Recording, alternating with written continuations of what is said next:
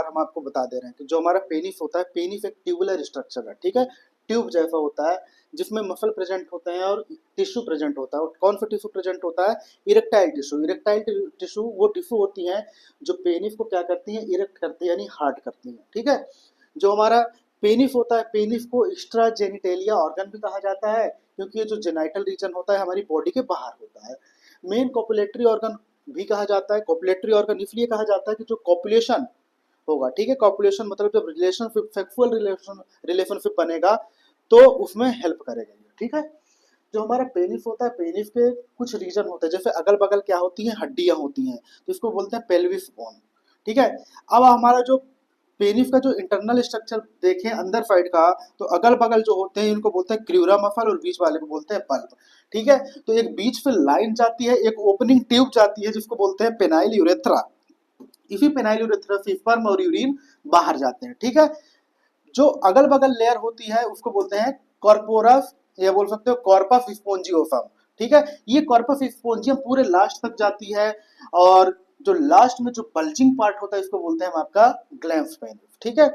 जो एक और लेयर होती है, जो बाहरी लेयर होती है, उसको बोलते हैं कॉर्पोरा कैब्रिनोसा। ये जो कॉर्पोरा कैब्रिनोसा होता है ये पूरी तरह से टच नहीं करती, यानी इनकम्प्लीट लेयर होती है, ठीक है।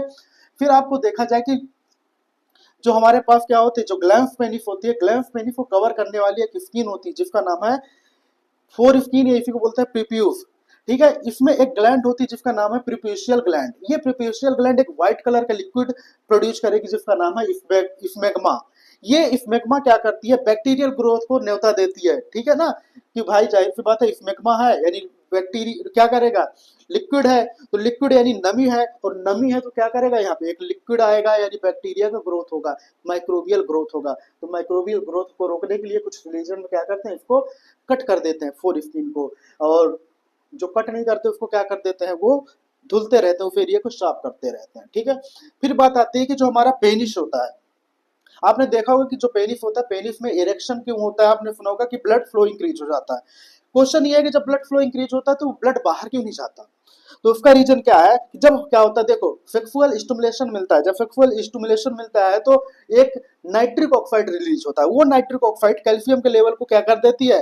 कम कर देती है, और पेनिस में ब्लड का फ्लो इंक्रीज कर देती है। जब ब्लड फ्लो इंक्रीज होगा तो जो हमारा पेनिस है, पेनिस क्या हो जाता है? हार्ड हो जाएगा।